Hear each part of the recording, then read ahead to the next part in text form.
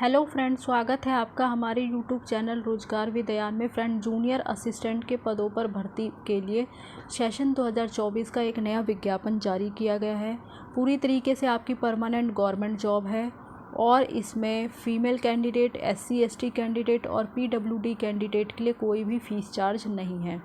बाकी इसमें सभी राज्यों के कैंडिडेट आवेदन कर सकते हैं। तो आइए हम इसका डिटेल नोटिफिकेशन देख लेते हैं कि अप्लाई करने के लिए एसेंशियल क्वालिफ़िकेशन क्या है, एज क्राइटेरिया क्या है, किस प्रकार से आपको आवेदन करना है और ये रिक्रूटमेंट कहाँ से आई है। आपको सबसे पहले इसकी ऑफिशियल वेबसाइट पर आना होगा। ऑफिशियल वेबसाइट है iitj.ac.in। तो इस ऑफिशियल वेबसाइट पर आपको आना होगा और स्क्रॉल करके नीचे आएंगे तो आपको रिक्रूटमेंट के सेक्शन पर आना होगा। यहाँ पे साफ दिखाई नहीं दे रहा, बट ये रिक्रूटमेंट का सेक्शन है, तो इस सेक्शन पर आपको क्लिक करना होगा। इसमें आप आएंगे तो आपको नॉन टीचिंग स्टाफ मेंबर, इस पॉइंट पर आपको क्लिक करना है और जैसे ही आप इस पर क्लिक करेंगे हो जाएगा apply for non teaching position. आप यहाँ पर देख सकते हैं। तो आपको ये ऊपर वाले सेक्शन पर नहीं आना, जस्ट इसके नीचे वाले सेक्शन पर आना है। ये आप देखिए, advertisement number IITJ/OE second 2024-25 session. तो यहाँ से आप एडवर्टाइजमेंट देख सकते हैं। बाकी एडेंडम 1 देख सकते हैं। यहाँ से कुछ न्यू वैकेंसीज़ भी इसमें ऐड की गई है और यहाँ से आपको अप्लाई ऑनलाइन करने का लिंक वगैरह है, तो यहाँ से आप जो है ऑनलाइन आवेदन कर सकते हैं। इस प्रकार से यहाँ से आप डिटेल एडवर्टाइजमेंट पढ़ सकते हैं और आसानी से अप्लाई कर सकते हैं। रिक्रूटमेंट आई है भारतीय प्रौद्योगिकी संस्थान जोधपुर की तरफ से, यानी Indian institute of technology Jodhpur. और ये 8 अप्रैल 2024 को ये नोटिफिकेशन आया है। और जानकारी के लिए बता दिया जाए कि ये रेगुलर बेसिस की भर्ती है। इसमें आपको ऑनलाइन आवेदन करना होगा। टेक्निकल पोस्ट है, यानी बहुत सारी पोस्ट है अलग अलग फील्ड से, तो बहुत सारी पोस्ट हैं। तो इसमें आपको पे लेवल वगैरह भी मेंशन किया गया है और सब्जेक्ट वाइज यानी कैटेगरी वाइज, पोस्ट वाइज आपको सैलरी वगैरह भी यहाँ पर मेंशन किया गया है। तो यहाँ से आप सैलरी वगैरह की डिटेल देख लें। बाकी हम डिस्कस कर लेते हैं कि कौन कौन सी पोस्ट हैं। बाकी अलग अलग कैटेगरी वाइज इसमें पोस्ट वगैरह भी दी गई हैं। सीनियर टेक्निकल असिस्टेंट की पोस्ट है, junior technical assistant, junior technical superintendent, junior technical assistant, chemical engineering में junior technical superintendent and junior technical assistant है, senior technical assistant, junior technical assistant, इसी प्रकार से आप देख सकते हैं। कंप्यूटर सेंटर में है junior technical superintendent and senior technical assistant. Computer science and engineering field में भी है वैकेंसी, टेक्निकल सुपरिटेंडेंट की, जूनियर टेक्निकल सुपरिटेंडेंट की। और मतलब ये अलग अलग बहुत सारी पोस्ट हैं, तो इसमें आप देख लें। बाकी जो आपकी टेक्निकल फील्ड में है वो आपकी टोटल 74 वैकेंसीज़ हैं, आप देख सकते हैं। बाकी जो एडमिनिस्ट्रेटिव पोस्ट हैं इसमें आपकी जो टोटल वैकेंसी है वो है 48, यानी ये अलग अलग जो है डिपार्टमेंट से वैकेंसी है। कुछ टेक्निकल पोस्ट हैं, कुछ एडमिनिस्ट्रेटिव पोस्ट हैं। तो आप जिस भी फील्ड में अप्लाई करना चाहते हैं वहाँ आप कर सकते हैं। कैटेगरी वाइज भी वैकेंसीज डिवाइड की गई हैं और इसमें जो है पोस्ट वाइज सैलरी वगैरह यहाँ पर मेंशन कर दी गई हैं, तो इसे आप देख लें। बाकी आगे देख लेते हैं। रिजर्वेशन वगैरह गवर्नमेंट्स ऑफ इंडिया के रूल्स के अकॉर्डिंग, जो भी सेंट्रल गवर्नमेंट का रूल है उसके अकॉर्डिंग आपको रिलैक्सेशन वगैरह दिया जाएगा। अब हम पोस्ट वाइज इसकी सारी डिटेल देख लेते हैं। तो जो टेक्निकल पोस्ट हैं उसमें सीनियर टेक्निकल असिस्टेंट के लिए मैक्सिमम एज 30 ईयर है। एसेंशियल क्वालिफ़िकेशन है बीटेक या बीई या बीएससी वगैरह आपने किया हुआ हो, बायोलॉजी, लाइफ साइंस या बायोटेक्नोलॉजी या फिर बायोलॉजी से या बायोमेडिकल इंजीनियरिंग से 55% अंकों के साथ आपने किया हुआ हो। साथ ही आपके पास मिनिमम 3 साल का एक्सपीरियंस रिलीवेंट फील्ड में आपके पास होना चाहिए, या फिर और करके कई कंडीशन दी गई, तो इसमें से आप जो भी कंडीशन पूरी करते हो तो आप देख लें। और साथ में आपके पास कंप्यूटर ऑफिस एप्लीकेशन वर्किंग का एक्सपीरियंस भी होना चाहिए। इसी प्रकार से जूनियर टेक्निकल असिस्टेंट की पोस्ट है, इसके लिए मैक्सिमम एज आपकी 27 साल है, यहाँ देख सकते हैं। इसके लिए आपने बीटेक, बीई या बीएससी या इसके इक्विवेलेंट वगैरह किया हुआ हो, बायोलॉजिकल, लाइफ साइंस या बायोटेक्नोलॉजी या फिर बायोलॉजी या फिर मेडिकल इंजीनियरिंग में 50% अंकों के साथ। बाकी और भी कंडीशन दी गई है, तो इसमें से देख ले जो भी कंडीशन आप पूरी करते हो। इसी प्रकार से जूनियर टेक्निकल सुपरिटेंडेंट के लिए पोस्ट है, इसमें मैक्सिमम एज 35 है और इसके लिए मास्टर डिग्री या इसके इक्विवेलेंट आपने फिज़िक्स या केमिस्ट्री या मटेरियल साइंस में 55% अंकों के साथ किया हुआ, साथ ही रिलेवेंट फील्ड में आपके पास मिनिमम 3 साल का एक्सपीरियंस होना चाहिए। बाकी इसी प्रकार से आगे देख लेते हैं। और एक्सपीरियंस वगैरह मस्ट है इसमें, तो आप उसके अकॉर्डिंग देख लें। जूनियर टेक्निकल असिस्टेंट में आपकी मैक्सिमम एज 27 साल है। इसके लिए आपने बीटेक, बीई या बीएससी वगैरह इन फिज़िक्स या केमिस्ट्री या मटेरियल साइंस या इलेक्ट्रॉनिक्स वगैरह या इंस्ट्रूमेंटेशन विद 50% अंकों के साथ आपने किया है, तो आप अप्लाई कर सकते हैं। बाकी डिज़ायरेबल क्वालिफ़िकेशन भी दी गए, तो एसेंशियल नहीं है, विदाउट इसके भी आप एलिजिबल हैं और अप्लाई कर सकते हैं। इसी प्रकार से जूनियर टेक्निकल सुपरिटेंडेंट की पोस्ट है, इसमें मैक्सिमम एज 35 है। इसके लिए आपने मास्टर डिग्री किया हुआ हो केमिकल इंजीनियरिंग या केमिकल टेक्नोलॉजी में 55% अंकों के साथ, और रिलेवेंट फील्ड में आपके पास 3 साल का एक्सपीरियंस होना चाहिए। बाकी जूनियर टेक्निकल असिस्टेंट की पोस्ट है, तो इसके लिए मैक्सिमम एज आपकी 27 साल है। इसके लिए बीटेक या बीई या बीएससी वगैरह किया हुआ हो आपने केमिकल इंजीनियरिंग या केमिकल टेक्नोलॉजी वगैरह में 50% अंकों के साथ। इसी प्रकार से केमिस्ट्री फील्ड में सीनियर टेक्निकल असिस्टेंट की पोस्ट है, मैक्सिमम एज आपकी 30 ईयर है।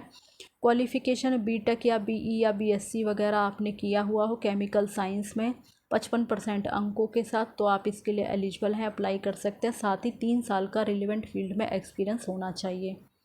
बाकी जूनियर टेक्निकल असिस्टेंट की पोस्ट है और इसके लिए जो मैक्सिमम एज है वो 27 साल है। इसके लिए एसेंशियल क्वालिफ़िकेशन आपने बीटेक, बीई या फिर बीएससी वगैरह किया हुआ हो केमिकल साइंस में 50% अंकों के साथ, तो आप इसके लिए एलिजिबल हैं और अप्लाई कर सकते हैं।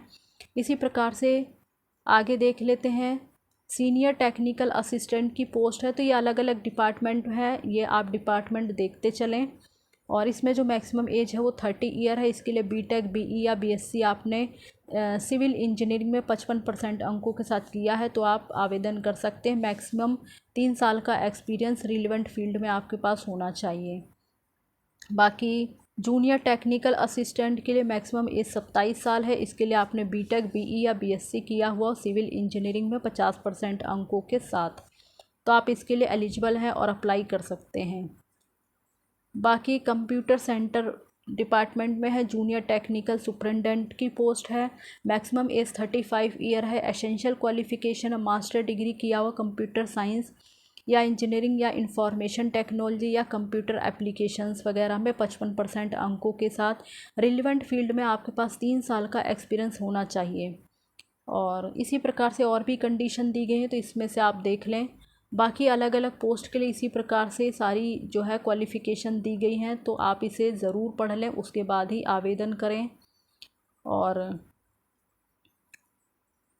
बाकी आगे देख लेते हैं हम। थोड़ा बहुत मैंने आपको डिस्कस कर दिया है, बाकी फिर भी आप इसमें जो है मेन पॉइंट्स को ज़रूर कवर कर लें। और बाकी आप देख सकते हैं, जैसे जूनियर टेक्निकल असिस्टेंट की पोस्ट है, इसके लिए मैक्सिमम एज 27 साल है। तो मोस्टली ज़्यादातर पोस्ट के लिए बीटेक, बीएससी वगैरह मांगा गया है। कंप्यूटर साइंस से कंप्यूटर एप्लीकेशन या इंफॉर्मेशन टेक्नोलॉजी से 50% अंकों के साथ। और डिज़ायरेबल में है, तो विदाउट इसके भी आप एलिजिबल हैं, अप्लाई कर सकते हैं। इसी प्रकार से इलेक्ट्रिकल इंजीनियरिंग में पोस्ट है टेक्निकल सुपरिटेंडेंट की, और मैक्सिमम एज 37 ईयर है।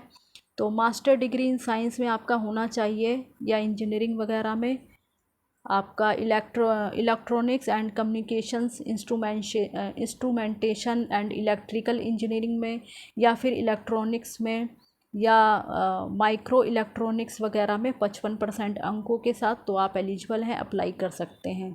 The relevant experience should be in any of the following field, तो इस रिलेटेड फील्ड में आपके पास एक्सपीरियंस होना चाहिए। ये फील्ड दी गई हैं, इसमें से आप देख लें। इसी प्रकार से जूनियर टेक्निकल सुपरिटेंडेंट की पोस्ट है, मैक्सिमम एज आपकी 35 ईयर है।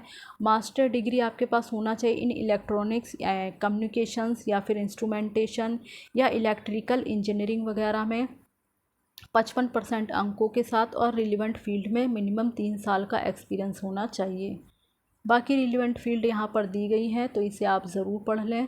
इसी प्रकार से सीनियर टेक्निकल असिस्टेंट की पोस्ट है, मैक्सिमम एज आपकी 30 साल है और क्वालिफ़िकेशन है बीटेक, बीई या बीएससी वगैरह आपने किया हुआ हो इन इलेक्ट्रॉनिक्स एंड कम्युनिकेशन में या इंस्ट्रूमेंटेशन में या इलेक्ट्रिकल इंजीनियरिंग वगैरह में 55% अंकों के साथ। रिलेवेंट फील्ड में आपके पास मिनिमम 3 साल का एक्सपीरियंस होना चाहिए, तो आप एलिजिबल हैं, अप्लाई कर सकते हैं।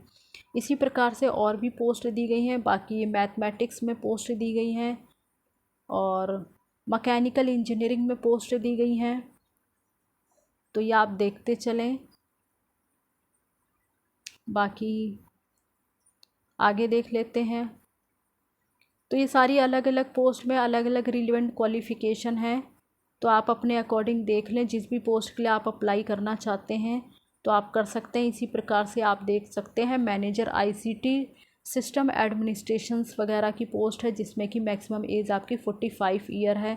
एमटेक वगैरह, एमई या मास्टर फील्ड में आपने साइंस के साथ या कंप्यूटर इंजीनियरिंग या कंप्यूटर एप्लीकेशन के साथ किया हुआ हो 55% अंकों के साथ, और मिनिमम 5 साल का रिलेवेंट फील्ड में एक्सपीरियंस होना चाहिए।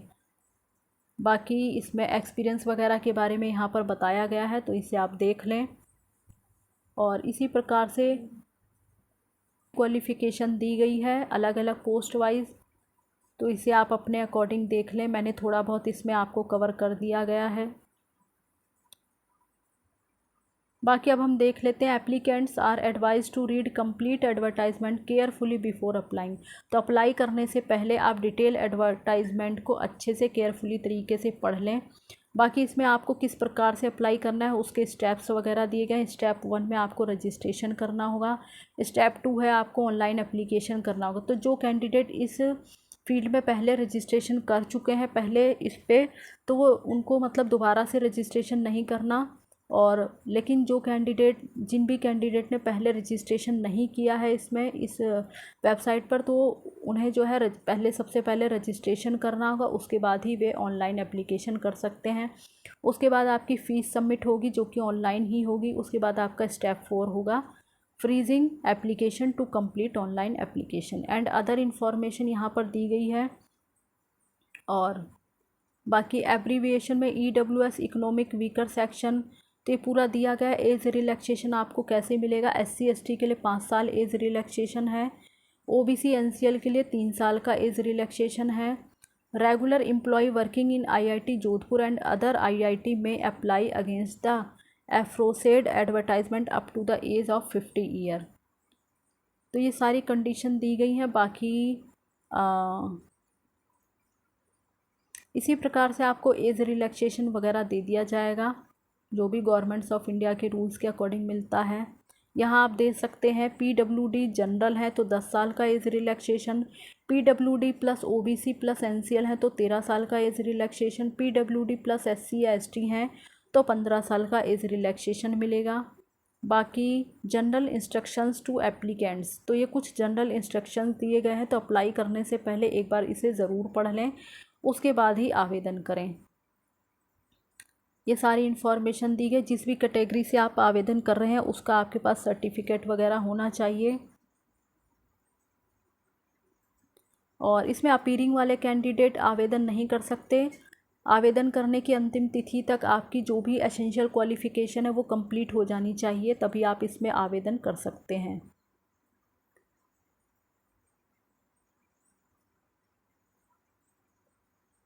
बाकी इसमें आपको आवेदन करना है तो सारी जानकारी अच्छे से भरें, एप्लीकेशन कंप्लीट करें और मतलब कोई भी मिस्टेक ना करें, अन्यथा आपका फॉर्म जो है रिजेक्ट कर दिया जाएगा। बाकी इसमें फ़ीस वगैरह के बारे में देख लेते हैं क्या डिटेल दी गई है। यहाँ पर बताया गया है कि आवेदकों को प्रत्येक आवेदित पद के लिए पे लेवल और वेतन स्तर 10, तो जो भी पे लेवल 10 की जॉब्स हैं उससे अधिक वाले पदों के लिए 1000 रुपये फ़ीस है और अन्य सभी पदों के लिए 500 रुपये फ़ीस है। बाकी फ़ीस वगैरह रिफ़ंडेबल नहीं होगी। बाकी इसमें अनुसूचित जाति, अनुसूचित जनजाति, दिव्यांग, महिला सैनिक, पूर्व सैनिक और जोधपुर के जो नियमित कर्मचारी हैं उनसे कोई भी आवेदन शुल्क नहीं लिया जाएगा और आवेदन आपको ऑनलाइन करना होगा। ये इनकी ऑफिशियल वेबसाइट है। ऑफिशियल वेबसाइट पर डिटेल नोटिफिकेशन दिया गया है। एप्लीकेशन फॉर्म अप्लाई करने का लिंक भी दिया गया है। एप्लीकेशन फॉर्म डाउनलोड कर लें वहाँ से और उसे अच्छे से भर लें।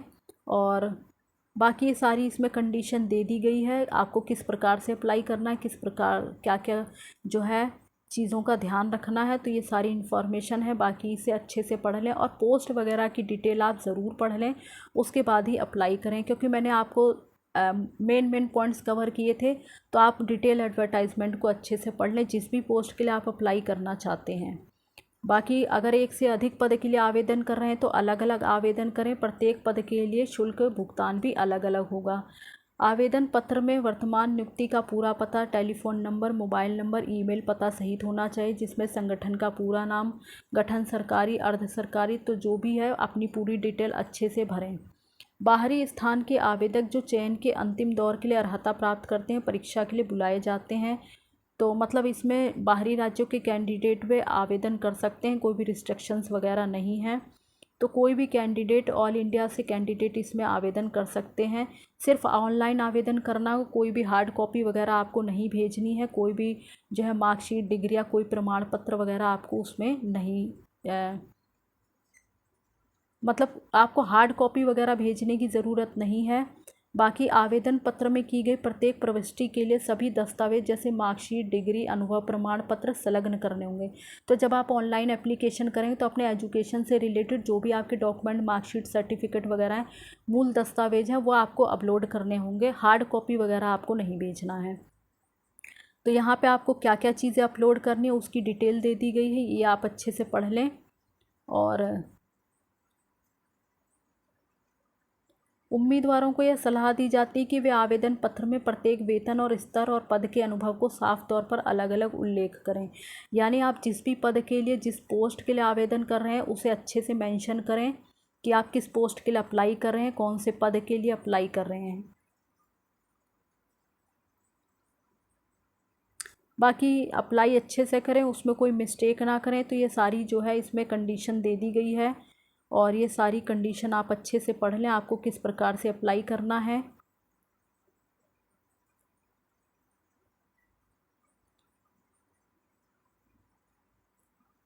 तो ये सारी जो है इसमें कंडीशन थी। बाकी यहाँ का पूरा एड्रेस भी दिया गया है, आप देख सकते हैं। तो जो भी कैंडिडेट इंटरेस्टेड है, एलिजिबल हैं और अप्लाई करना चाहते हैं, वे आवेदन कर सकते हैं। रिक्रूटमेंट की सारी जानकारी पाने के लिए आप हमारे चैनल को सब्सक्राइब कर लें ताकि इसी प्रकार की वीडियोज़ आपको टाइम से मिलती रहे। Thanks for watching this video.